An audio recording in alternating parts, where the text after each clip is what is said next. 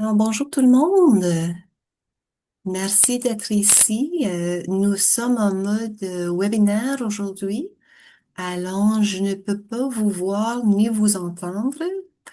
Cependant, j'aimerais savoir quelles sont vos questions pendant la présentation. Alors, je vous invite à poser vos questions en utilisant soit le bouton chat ou le bouton Q&A pour poser les questions à n'importe quel moment.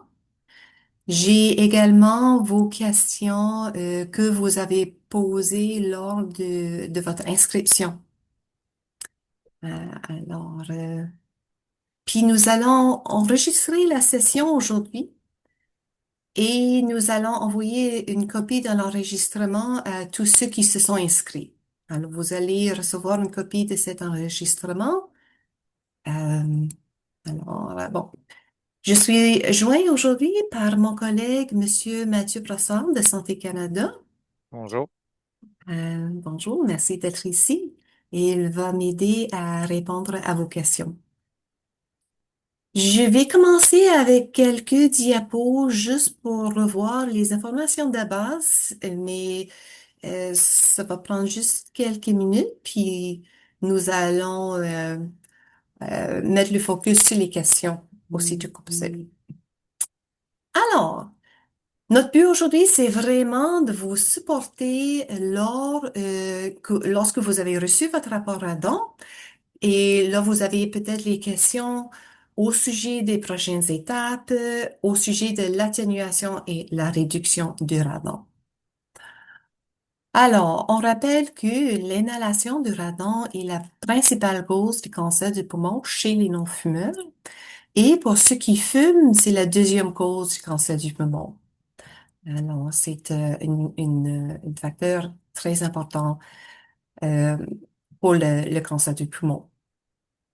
Les Canadiens sont principalement exposés au radon dans l'air intérieur, à l'intérieur des maisons et d'autres bâtiments où les gens y passent du temps. Le radon va pénétrer par les fissures dans les sols ou dans les murs, les puisards, les drains, les petites fissures. Ça n'a pas besoin d'être une grande fissure. Quand on a remarqué dans notre sous-sol, n'importe où il y en a une joint, c'est possible pour le radon d'entrer dans la maison.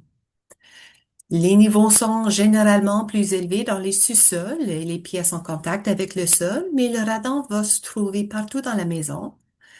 Il y a un niveau de radon dans chaque maison, partout au Canada, même dans l'air extérieur, mais le radon a la tendance de se concentrer et d'être trouvé à des niveaux plus élevés dans l'air intérieur, dans nos maisons. L'impact du radon, alors le risque, ça dépend de la concentration de radon et le temps qu'on y passe dans cette aire.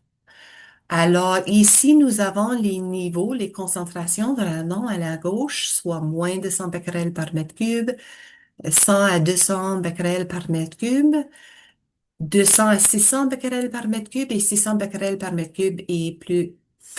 Puis on voit que le risque à vie de développer un cancer du poumon, soit pour un non-fumeur dans la colonne au centre ou pour ceux qui fument dans la colonne à droite, ça augmente avec la concentration de radon.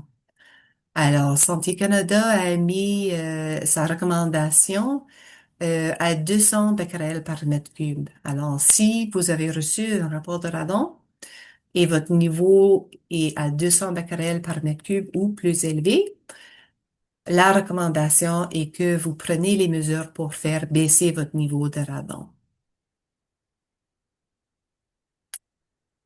Et voilà. Alors, c'est ça. Il part toujours d'un test de radon de 91 jours ou plus. Alors, un test à long terme.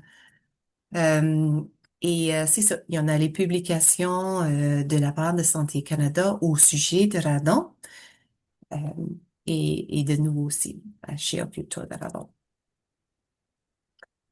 Alors, on dit que toutes les maisons, peu importe les niveaux de radon qui ont été mesurés, peuvent être réparées. Le système de base d'atténuation de radon a l'air plus ou moins comme ça. J'en ai quelques photos, mais voici un diagramme simplifié.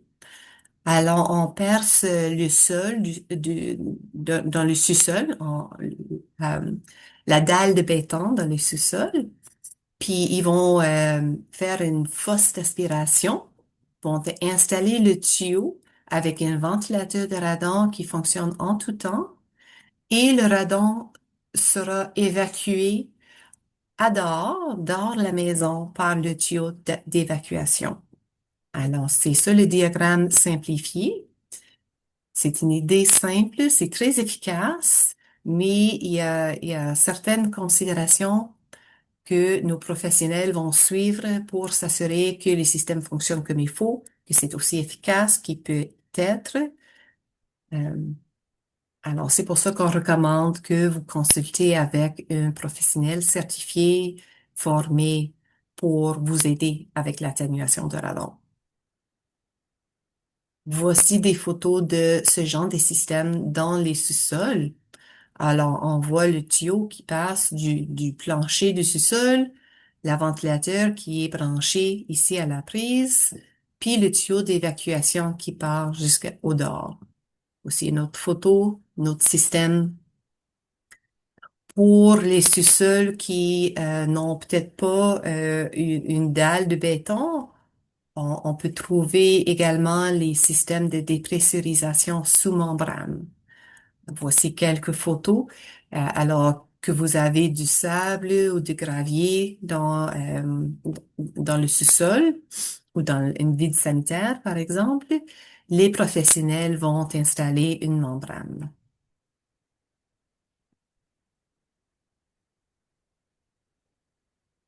Alors, j'ai mentionné le programme PNCRC. Le programme, c'est le programme de formation et certification des professionnels du radon, que ce soit le mesure du radon ou l'atténuation de radon. Alors, sur le site web du PNCRC, on peut cliquer sur Trouver un professionnel, puis chercher soit par code postal, soit par province ou par zone de service. Alors, pour le Québec, c'est par région administrative. Et vous aurez une liste des professionnels qui ont indiqué qui font affaire dans votre région pour vous aider.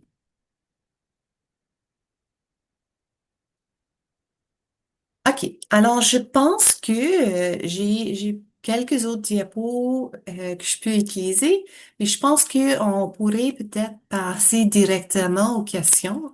Alors, je vais commencer avec les questions que j'ai reçues lors de l'inscription. Mais je vous invite, si vous avez une question, il y a les boutons soit chat ou Q&A que vous pouvez emprunter pour poser vos questions, vos commentaires pendant qu'on parle.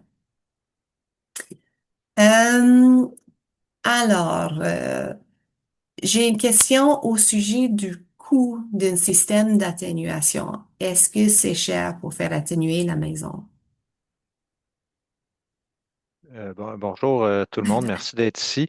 Les prix varient, mais pour un prix moyen, là, pour un système normal, ça tourne aux alentours de 3 000 Maintenant, si on a une dalle de béton qui est en mauvais état puis qui nécessite des réparations supplémentaires, bon, ça peut varier un peu, mais c'est aux alentours de 3 000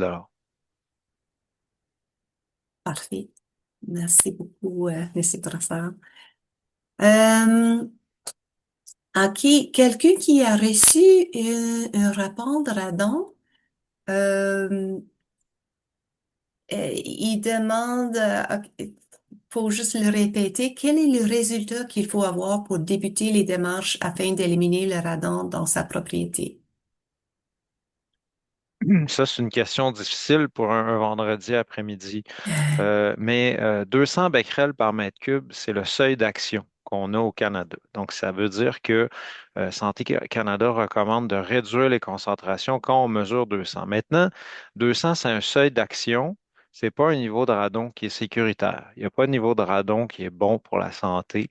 En bas de 200 becquerels par mètre cube, ça devient une décision personnelle de corriger. On va certainement pas vous décourager de corriger, mais c'est officiellement recommandé de corriger à partir de 200. Maintenant, il faut faire attention.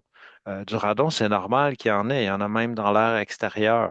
Mais il y a des niveaux, plus les niveaux augmentent, plus le risque augmente. Donc, on va trouver des niveaux de référence que l'Organisation mondiale de la santé recommande, par exemple, entre 100 et 300, aussi bas que 100.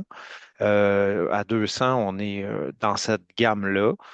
Nos voisins au sud sont à 148 becquerels par mètre cube. Donc, il n'y a pas de radon qui est bon pour la santé. 200, c'est le seuil d'action au Canada. Et puis, c'est ça. En bas de 200, ça devient une décision personnelle. Merci beaucoup. Au sujet des rapports de radon, je vais penser juste ici.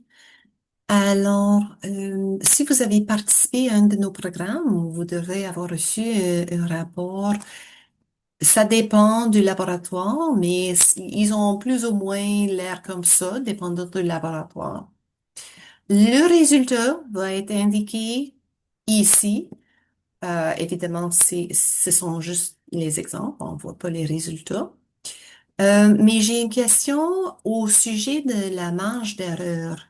Alors, j'ai une personne qui note une marge d'erreur de plus ou moins 70 et il questionne cette marge d'erreur. Est-ce que vous pouvez élaborer, Monsieur Brassard? Donc, quand on pense à la mesure du radon, il y a toujours la mesure, l'erreur analytique. Donc, sur la mesure, à chaque fois qu'on prend une mesure avec un appareil, quelque mesure que ce soit, ben, il y a une erreur. Donc, ça, c'est la première des choses. La deuxième des choses qu'il faut penser, puis celle-là est importante, c'est les variations annuelles, les variations saisonnières. Quand est-ce que la mesure a été faite? Donc ça peut emmener beaucoup de variations. Euh, maintenant, euh, ça nous ramène à la première question. Il n'y a pas de concentration de radon qui est bonne pour la santé. Si vous avez une mesure avec plus ou moins, si vous avez une erreur qui vous fait chevaucher le seuil d'action, ben, ça peut être une considération pour vous. C'est normal qu'il y ait une erreur sur la mesure. Les laboratoires puis les fournisseurs de services, les détecteurs électroniques qui sont certifiés, ils rencontrent des critères de performance, donc ils ont droit d'avoir une certaine erreur analytique sur la mesure. Donc ça vous assure quand même que votre mesure est de qualité et est représentative. Mais c'est ça. C'est, disons, il faut pas penser, je le répète, que 200, c'est un niveau de radon sécuritaire. Puis il faut pas penser non plus qu'il y a beaucoup de différences de risque entre avoir, par exemple, 180 becquerels par mètre cube, puis 200 ou 220 becquerels par mètre cube. Il y a à peu près, si on parle de plus ou moins 10% pour parler d'erreur, ça fait pas grande différence, là. Parfait, merci beaucoup. OK. Aussi sur le sujet des mesures de radon, je vais élaborer un peu. On a reçu une question, quelqu'un qui a remarqué que il y en a les appareils qui peuvent mesurer le radon en dedans d'une semaine. Est-ce possible? Avec les diapositives que nous avons empruntées, ça prend plusieurs mois. Alors, il y en a les moniteurs électroniques. Il y en a de plus en plus sur le marché. Aussi, sur le site web du PNCRC, nous avons élaboré un rapport de rendement des moniteurs électroniques de radon qui sont disponibles pour le grand public. Alors, si vous êtes sur notre site web, puis vous cliquez sur le rapport, vous allez voir une liste des moniteurs. Euh, Celle-ci, sur la haut de la page, ils ont une coche verte, c'est-à-dire qu'ils sont approuvés, ils sont fiables. Tandis que si on défile vers le bas de la page, on voit une liste qui est bien plus grande. Les moniteurs sont plus nombreux sur la liste de non approuvés. Alors, il faut se méfier si jamais vous commandez un détecteur en ligne, un moniteur en ligne, de s'assurer que ça apparaît où? Ici. C'est la liste des moniteurs approuvés. Parce que on ajoute les moniteurs non approuvés, quelques-uns par mois peut-être. Alors, même si c'est pas sur la liste maintenant, ça se peut que ça sera ajouté en dedans de quelques semaines. Il y a une équipe de chez Santé Canada qui font les tests continuels sur ces moniteurs-là pour faire les rappels de Santé Canada. En utilisant ces moniteurs électroniques, c'est certain qu'ils vont commencer à vous indiquer un niveau de radon en dedans de quelques jours, mais les niveaux de radon vont changer d'une journée à l'autre et d'une semaine à l'autre. Alors, c'est pour ça que Santé Canada recommande d'effectuer un test d'au moins 3 mois et de prendre la décision lorsque vous avez votre résultat à longue durée, comme ils disent. Alors, peu importe le moniteur ou le détecteur que vous utilisez, euh, vous êtes mieux de tester pendant plusieurs mois pour avoir votre niveau moyen chez vous. Euh, une autre question que nous avons reçue, ça touche au financement disponible. Alors, comme Monsieur Brossard a mentionné, le coût de ces systèmes varie entre 3 à 5 000 dollars.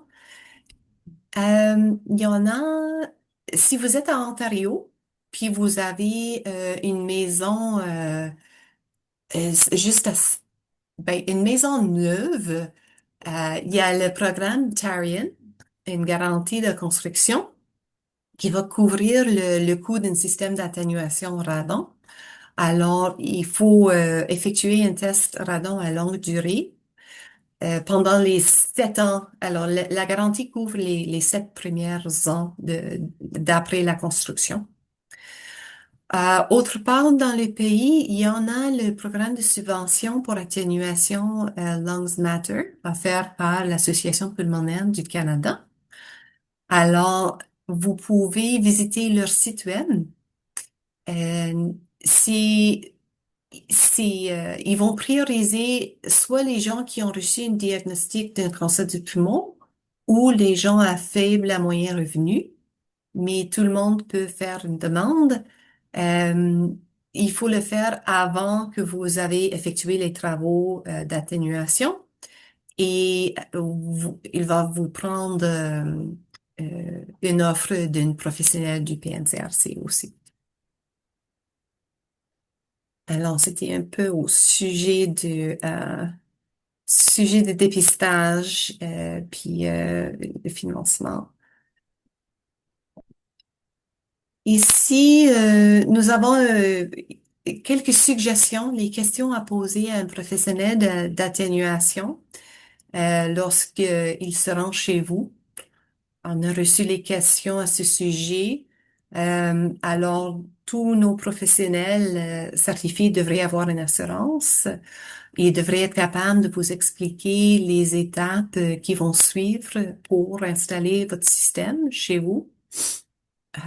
Pour assurer qu'un système fonctionne comme il faut, une grande portion du travail, souvent, c'est le scellage autour de la dalle de béton, entre la dalle puis les murs, les fissures. Comme ça, ils peuvent installer un ventilateur moins grand qui sera moins bruyant et va coûter moins en électricité. Alors, c'est ça. Ils devraient être capables de vous expliquer comment ils vont choisir la ventilateur, les distances de sécurité qu'ils vont respecter pour l'évacuation. Et c'est ça. Vous devrez être capable d'observer le scellage autour de l'ouverture dans les fondations, qu'ils ont respecté les dégagements de décharge et qu'il y en a les étiquettes. OK, je vais retourner aux questions. Euh, OK, une question au sujet des tests. Euh, Nos résultats étaient en dedans d'une norme il y en a quelques années. Est-ce que nous devrons retester notre maison et à quelle fréquence? Euh, Bonjour, merci pour la question. Santé Canada, on recommande de refaire les tests lorsqu'il y a des changements qui vont être faits à la maison. Si on a une maison neuve, c'est recommandé de remesurer 2 ans après parce que les maisons neuves peuvent bouger. Les fondations, ça peut bouger un peu, le béton se contracte. Pour les autres maisons, c'est si on fait des changements à la maison. Donc, si on change les fenêtres, par exemple, on fait un programme d'efficacité énergétique ou on fait un agrandissement, on installe une nouvelle salle de bain au sol alors qu'il n'y avait pas de salle de bain. On fait des nouveaux trous dans la dalle, des choses comme ça. On peut changer l'infiltration de radon. Et puis, c'est important de remesurer après, absolument. Merci beaucoup. Euh, Est-ce qu'un système d'échangeur d'air peut aider? Est-ce que c'est une option pour l'atténuation de la norme? C'est rarement une option, un échangeur d'air. Euh, Là, je ne sais pas si la personne qui pose la question a déjà un échangeur d'air ou pense en faire installer un nouveau. C'est possible de réduire le radon avec un échangeur d'air, mais souvent, ça va être une réduction qui va être modérée. Je m'explique. Euh, c'est beaucoup plus payant si on veut d'empêcher le radon de rentrer plutôt que d'essayer de le diluer une fois qu'il est rentré. Le système que vous voyez à l'écran, la dépressurisation active du sol, c'est un système qui va empêcher le radon de rentrer dans l'air intérieur, dans votre habitation. Donc, la maison, elle n'en a plus de problème. Lorsqu'on prend un échangeur d'air, ben, il y a deux choses. Le radon continue à rentrer, puis on fait juste diluer le problème. Première chose. Deuxième chose, c'est est-ce qu'on va suffisamment diluer le problème? Et là, d'augmenter la ventilation, il faut penser qu'il y a un coût énergétique à ça. Si on veut renouveler, augmenter notre renouvellement d'air par un facteur de 2, ben, il y a un coût énergétique à ça. Puis des fois, c'est tout simplement pas réaliste non plus pour certains types de maisons, par exemple, des maisons qui vont être moins étanches, qui respirent déjà bien. On va leur ajouter un échangeur d'air, ça va pas vraiment faire grande différence. Donc, c'est possible dans certains cas de réduire le radon avec un échangeur d'air, mais c'est rarement la solution à prioriser. Parfait, merci. Euh, Quelques questions au sujet des autres options. Y a-t-il d'autres options pour réduire le niveau de radon chez eux, de le faire eux-mêmes? Y a-t-il les ressources? Est-il faisable de faire installer un système eux-mêmes par les propriétaires? Mais ça dépend des propriétaires, hein. Vous savez, il y a des propriétaires qui sont entrepreneurs généraux, puis il y a des ingénieurs. Donc, puis je crois que les gens ont le droit de faire des travaux chez eux. Maintenant, ça semble être un système simple. Ce sont des matériaux qui sont simples, c'est un ventilateur, un tuyau, mais le choix du ventilateur, le choix de la puissance du ventilateur, le choix de où on va l'installer, de quand on l'installe, de s'assurer que si on décide d'installer le ventilateur dans la salle mécanique ou dans un garde-robe d'une chambre qui n'est pas utilisée, d'accord, ça c'est pratique pour vous comme propriétaire, vous voulez l'installer là parce que ça fait votre affaire, mais est-ce que ça va fonctionner? Est-ce que le ventilateur va être capable d'aller chercher le radon à l'autre bout de la maison? Donc, ça, ce sont des tests que les entrepreneurs certifiés vont faire. Ça s'appelle des tests de communication. Ils ont des appareils spéciaux qui vont mesurer les pressions sous la dalle et vont pouvoir dire, oui, là, c'est possible d'installer le système.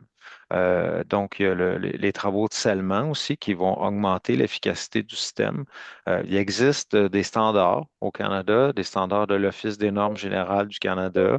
Il y a des guides qui sont disponibles aussi, qui traitent d'atténuation. Donc, pour des gens qui s'y connaissent bien en ventilation ou des gens qui sont donc c'est pas impossible, mais je dirais, c'est pas le premier choix. Il y a des entrepreneurs que c'est leur travail, qui sont certifiés par une certification que Santé Canada, on reconnaît. Donc, et ils vont pas faire une installation au hasard. Ils vont choisir l'endroit où ça va fonctionner. Ils vont choisir la puissance du ventilateur qui est nécessaire. Et puis même, il y a des entrepreneurs qui font des blagues. Des fois, ils nous disent, pourquoi c'est pas important de remesurer le radon parce qu'on sait que le radon rentre plus. Vous devez remesurer le radon après avoir installé un système comme ça. Puis même pour revenir à la question de tantôt, je ne l'ai pas mentionné, mais c'est recommandé de remesurer au moins aux 5 ans après qu'on ait eu un problème de radon. S'assurer que le système fasse le travail. Mais l'entrepreneur qui est sur place puis qui fait les tests de diagnostic, qui fait le dimensionnement adéquat du ventilateur, sait que le radon, puis qui fait le scellement nécessaire, avec les tests qu'il a fait, il sait que le radon ne rentre plus. Donc, c'est rassurant. Et puis, ben, c'est pour protéger votre santé aussi. Donc, il faut s'assurer que ces travaux soient faits par des gens compétents.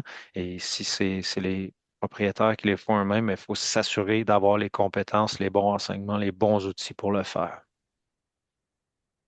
Merci beaucoup, Mathieu. Et une bonne réponse. C'est ça, on dit toujours, on ne sait pas. Ça dépend de la propriétaire. Euh, un autre fait que je voulais mentionner, c'est les niveaux de radon par après. Qu'est-ce qu'on peut attendre comme niveau de radon après l'installation de ce genre de système? Puis nous avons effectué des tests. Puis la grande majorité du temps, les niveaux de radon euh, sont réduits par plus de 90%. Alors, peu importe si vous commencez à genre 3000 becquerels ou à 300 becquerels, la grande majorité du temps, les professionnels sont capables de faire réduire les niveaux euh, presque toujours en bas de 100, souvent en bas de 50 becquerels par mètre cube. Je sais que plusieurs de nos entrepreneurs, ils offrent une garantie que les niveaux seront certainement en bas de 200 becquerels par mètre cube. Alors, c'est un système très, très efficace. Une autre chose que je voulais mentionner, on a eu quelques commentaires que les gens ont consulté les professionnels. C'était pas au Québec, mais j'ai déjà entendu une histoire au Québec aussi. Mais plusieurs d'entre vous, euh, quelques commentaires que les professionnels sont venus, mais oh, à cause que la manière dont votre puiseur est installé, ou de votre dalle, ou à cause des sols en dessus de votre dalle qui ne peuvent pas atténuer votre maison. Il y a presque toujours quelqu'un qui fera le travail. Des fois, les entrepreneurs se spécialisent. Des fois, il faut trouver quelqu'un avec plus d'expérience. Des fois, c'est certain que ça sera un peu plus cher pour votre maison à cause des complications. Mais si jamais vous avez de la difficulté à trouver un professionnel, n'hésitez pas à nous contacter. Ou vous pouvez commencer par contacter un autre professionnel, mais si jamais ça devient difficile, laissez-nous savoir. Nous sommes ici pour vous supporter. OK. Une seconde, j'ai vu un commentaire. Oui, bonne question. Je vais le poser à Monsieur Brassard. Quel est le niveau de bruit et la consommation électrique du ventilateur? Euh, ça dépend de comment il est installé et puis donc de la taille du ventilateur, sa puissance en nombre de watts. Si vous avez un ventilateur de 20 watts, il va consommer beaucoup moins d'énergie qu'un ventilateur de 60 watts. Si on se rappelle, il y a quelques années, là, les vieilles ampoules qui devenaient chaudes, là, ça peut vous donner une comparaison entre une ampoule de 20 watts puis de 60 watts, pour ceux qui s'en souviennent. Maintenant, le travail de scellement, donc sur la dalle, est important aussi pour répondre à cette question-là. Parce que, de un, ça va en scellant, par exemple, les voies d'infiltration, les fissures, les joints sur la dalle, ça va permettre, un, d'avoir un ventilateur qui va être plus petit, puis deux, ça va permettre que ce ventilateur-là aspire pas l'air de la maison que vous chauffez l'hiver, puis que peut-être vous climatisez l'été aussi. Donc, on ne veut pas prendre l'air intérieur puis l'envoyer dehors. C'est mauvais pour toutes sortes de raisons, ça coûte de l'argent. Donc, un système qui va être installé dans les règles de l'art en dimensionnant bien le ventilateur, s'assurant de prendre le ventilateur le plus petit possible pour faire le travail nécessaire, étanchéiser la dalle, puis les voies d'infiltration. Donc, c'est des systèmes qui vont consommer très, très peu d'électricité quand ils sont bien installés. Si on surdimensionne le ventilateur, si on ne répare pas les voies d'infiltration, ben là, ça pourrait consommer plus d'électricité. Mais c'est pas des systèmes, quand ils sont bien installés, c'est des systèmes qui consomment très peu d'électricité et d'énergie. Oui, oui. OK, alors c'est plus ou moins la fin des questions que j'ai en avant de moi. Alors, si vous avez quelque chose en tête, n'hésitez pas à le poser maintenant. Je vais, j'aimerais également juste mentionner, c'est un programme qui existe en Colombie-Britannique. Alors, on peut bien poser la question. Je voulais le mentionner parce que je veux que d'autres provinces s'inspirent. Alors, le programme BC Cancer, ils ont un programme pilote de vérification de la santé des poumons. C'est pour ceux qui ont découvert que leur niveau de radon chez eux dépasse 800 becquerels par mètre cube, puis ils sont dans leur maison depuis 3 ans ou plus. Ils peuvent être admissibles à ce programme. Ils peuvent recevoir une scan de tomodensitométrie à faible dose gratuit. Alors, c'est le genre de scan qu'ils utilisent pour ceux qui ont fumé depuis des longues années pour vérifier les poumons pour voir est-ce que si on peut détecter un cancer de poumon potentiel plus tôt, c'est mieux pour le traitement. Alors, c'est quelque chose qu'ils ont lancé en Colombie-Britannique. C'est encore dans l'état projet pilote, comme j'ai mentionné, mais je l'ai déjà mentionné à d'autres docteurs dans la région atlantique. Puis, si jamais vous avez reçu au niveau de radon un rapport très, très élevé, qu'on voit ici au Québec, dans les plusieurs mille de becquerels, c'est quelque chose au sujet de laquelle vous pouvez discuter avec votre médecin. OK, je vois notre question. Alors, je vais retourner genre système d'atténuation. Pour Monsieur Brassard, la ventilateur fonctionne 24 heures par jour. Quelle est la durée de vie typique? Oui, le ventilateur, pour empêcher s'assurer que le radon n'infiltre pas l'espace qu'on occupe dans la maison, ça doit fonctionner tout le temps pour changer la pression dans le sol, pour que ça soit plus les gaz souterrains qui veulent rentrer dans la maison, mais que ce soit plutôt l'air de la maison qui veulent aller dans le sol. Donc, ça fonctionne 24 heures sur 24, 7 jours sur 7. La durée de vie typique d'un ventilateur, la plupart des ventilateurs vont être au moins garantis 5 ans. Euh, des ventilateurs qui vont être pas trop travaillé. J'ai déjà entendu dire que ça pouvait vivre 20 ans. 10 ans, ça serait plus réaliste comme vie, mais sont des ventilateurs en ligne là, assez fiables. J'aimerais ça rajouter 2 points par rapport au contenu de la présentation. Au Québec, on a le plan de garantie pour les maisons neuves, garantie construction résidentielle, qui va reconnaître le radon comme un défaut de construction pour les nouvelles maisons.